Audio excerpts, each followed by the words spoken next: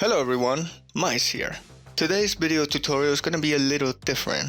Instead of focusing on modeling on something specific, I'm going to be showing you the process of posing a character and the processing that conveys the render and how to make it look good. Now, I understand this might not be everyone's cup of tea, but I realize there's not many videos on YouTube showing the process of something like this. I want to get one thing straight. What I'm going to be showing you isn't exactly 100% certified, if that makes any sense. I myself am not the best animator. This is just a video of what I've learned by posing characters when I made them for my 3D fan characters project. So take this with a grain of salt. This video, unlike the other tutorials, won't have a script. I'll just be talking when something interesting happens or needs to be said. And finally, this is part 1 of 2 videos I'll be making related to posing. The first one, aka this one, is gonna focus on the posing of an individual character, while the second one will focus on the posing of 2 characters. With that said, let's start the video. So one of the first things I do when I want to pose a character is start looking for references related to how I want to pose that character. In this case, the character that I'm gonna be posing is Ashi from Samurai Jack. And this character has a very peculiar thing in that she has a weapon called the Kusarigama, which is pretty much a chain saddle.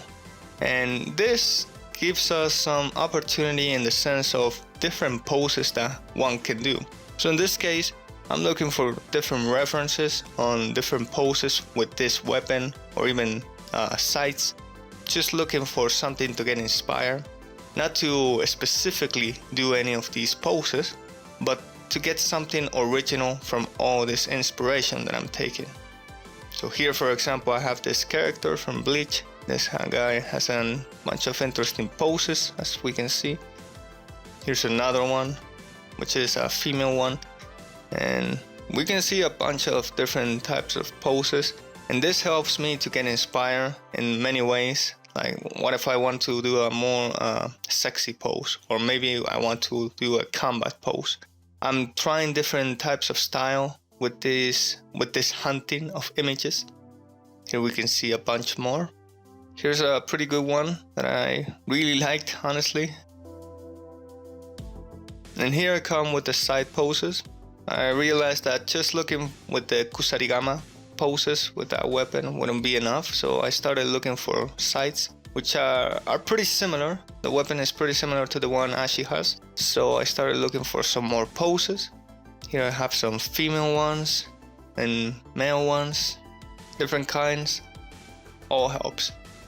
So one thing to notice is that even if the pose that you're looking for doesn't exactly appear right off the bat, like the exact pose that you're looking for, just keep searching. You will find something. And here you can see that I'm going for female action poses, so I kind of have an idea of how people usually do a female pose, something to stand out apart from the male one. And once again, just take inspiration from every side possible, not just the specific one from the weapon, the sight that this character has, but also some other inspirations, like the same character, a female one. A female character has a lot of possibilities for different poses, in my opinion more than the man, because it's more flexible. Here I'm looking for a jump pose, because I was thinking of doing something that she was jumping, maybe attacking something. And I got some inspiration from all this, so let's get on to the video now. So finally we are in the scene, and here I have the character. I'm just going over some details here so I can actually see what I'm gonna do, have a better look at the character. So this is Ashi from Samurai Jack. This is a 3D model that I made for the 3D fan characters project that I was making a year ago. And you can see I'm starting to deform. I'm trying to look for a pose here with all the inspiration that I took. I'm seeing different perspectives, taking into consideration how the character looks, how the weapon is gonna look, everything. And I'm just trying some things. This is pretty much the process that I have when making a pose. It's just trying different poses, seeing what works and seeing what doesn't work. There's sometimes that I like a pose that I saw, but when I try to recreate it, it doesn't look as good because the perspective is different, the character is different, what I'm trying to achieve is different. So not everything is going to work right off the bat. You just have to keep trying. So here you can see I'm trying to have like a kick. This was my intention here. And it's one that's gonna be at the end of the pose that I'm gonna have is this character is kicking something. In this case, the kick was originally gonna be a flying kick, but then I realized it wouldn't look as good as possible. So I decided that the character should stay grounded. So one leg should stay in the ground while the other one is kicking something. And I didn't know exactly what she was gonna be kicking, but I just tried some things here. Try seeing what looks better. So here I was messing with the pelvis and realized this looks quite good, honestly, but it still needs some work, finding some fine tuning.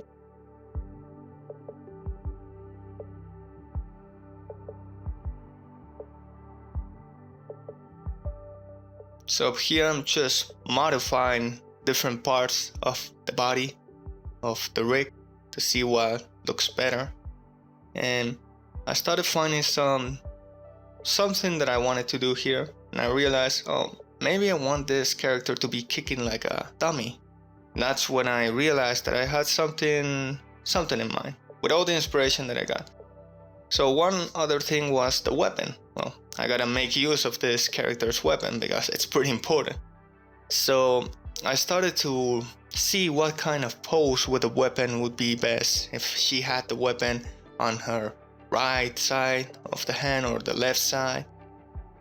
I was trying different things here, and I started to realize maybe this would look better if the weapon was on her left side. So here I found what I wanted to do with the weapon. I wanted to do like she was pulling the sight with the chains. So for example, this hand would be grabbing the chain, and that's what I wanted to do. That's what I had in mind with all this posing that I was doing. And I realized that, well, the other hand needs to be doing something else. It cannot be just standing there. So I was trying some different poses, and I came to the realization that maybe this character with one hand is pulling and with the other is pulling something else. So one hand is pulling the chain, but the other hand is pulling the weapon, which maybe has something. So here I just started messing with the camera to see which view would be a good one for this pose. Started to try different views, and I couldn't find one that I really liked, honestly. Like it took a while to get to a view that I really enjoyed.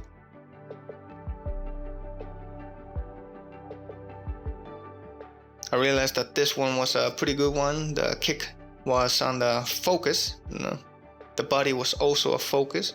You could see part of the other leg going down. Then I realized, okay, I need to start working with the weapon. I need to start putting it down. So I put the chain on one side of the hand, in this case the left side, and I wanted to do the right side of the hand to have part of the chain, like she was pulling something, which was the idea. You can see here the pose starting to take shape.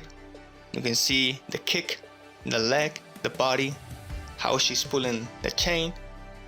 Here I started to realize, okay, if she's pulling the chain, then the chain needs to be quite rigid. It needs to feel like she's pulling something. It doesn't need to feel like it's all messy, it's all smooth. It needs to feel very rigid, if that makes any sense.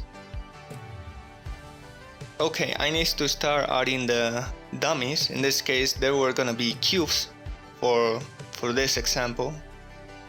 I didn't want to just add some training dummies, so I started with cubes to see how it would look like. So I started adding some cubes, and modifying their scale a bit so they look kind of like training dummies. And here I put one in the sight and the weapon itself, so it looks like she actually grabbed the training dummy with all the force that she had, and like she's carrying it around pretty much. And then I put in another cube to symbolize another training dummy. And this one I put it right to where the feet would be, so it looks like she's kicking it. And some more modifying of the chains to make it look better on the camera, that sort of thing. And then I realized with this training dummy that maybe she's not just pulling the training dummy, but the other part of the weapon, which is like this blade, maybe she's pulling part of the head of the training dummy, so it looks more brutal. For instance, this kind of effect that she's kicking it so hard that she ripped the head of the training dummy.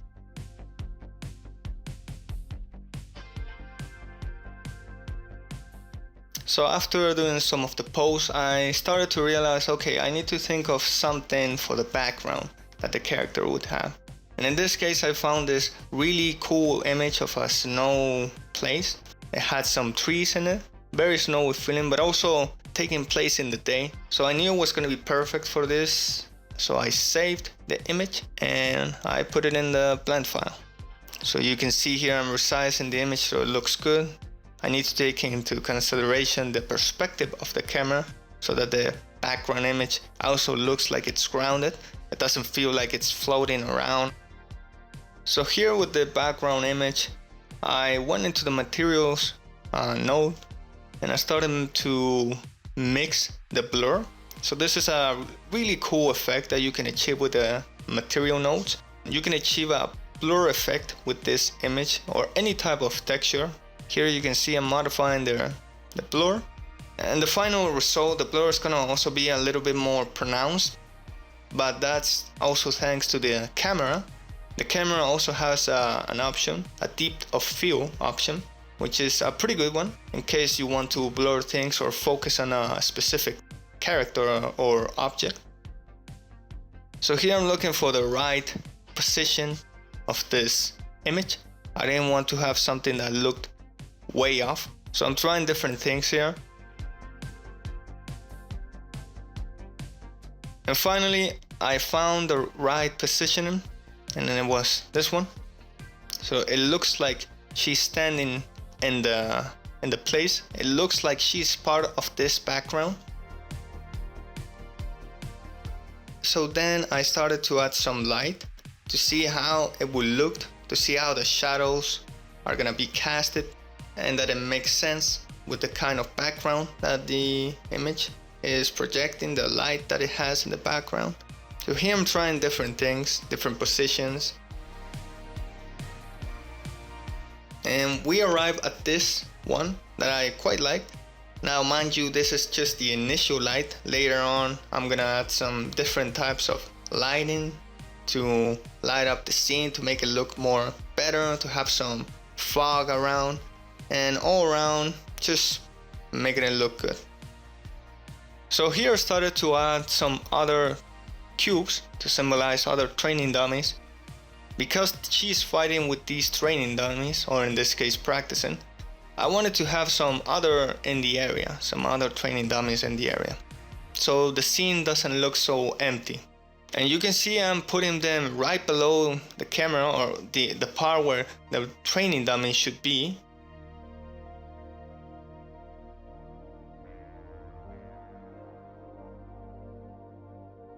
So now I'm starting to mess around with the fog.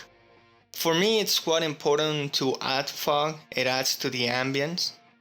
I'm trying to make sure that the shadow light is also similar to the one in the background, so you can see I'm messing around with the color of the surface material.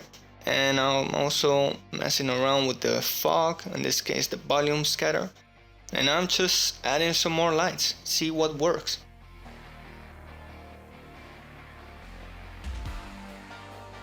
So here you can see that I found a pretty good color for this scene, with the fog, with the light, with the shadows, and I made a render, like a placeholder render for this occasion to see how it would look like.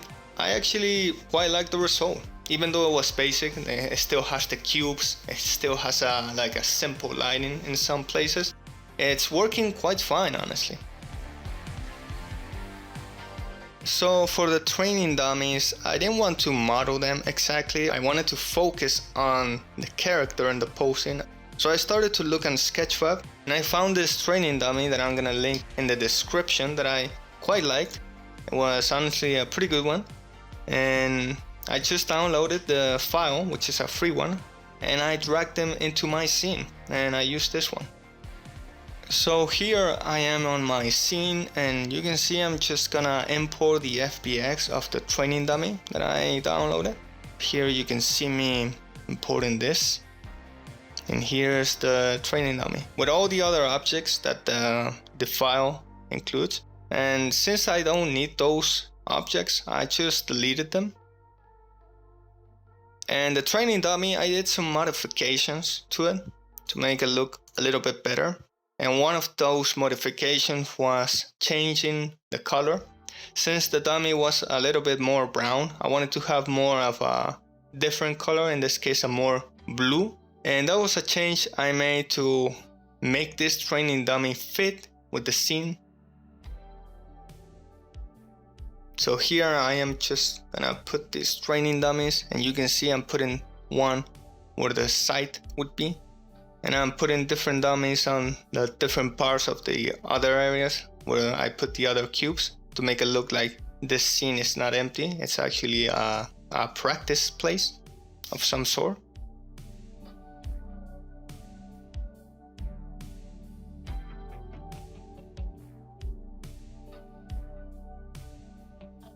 And here I started to remove the head from this training dummy. So it looks like she's actually ripping part of the head. And I realized I needed to do some modifications, like for example add a face to the part of the head that I removed so it doesn't look like it's empty.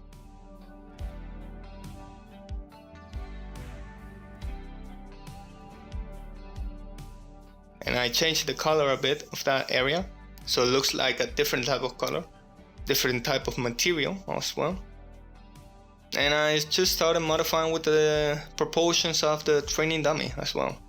So it looks more different. It looks like it's actually being kicked. And I did this with a bunch of them, so it looks like they were also pretty worn out by the fighting that took place.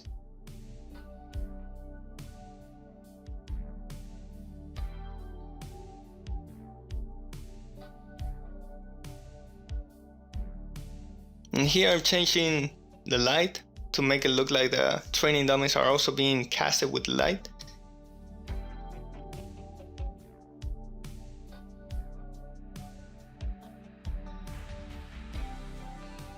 And here's the final result. Here you can see I made some modifications in the lighting and the post-processing. And I'm actually quite happy with the result. There's a nice pose all around.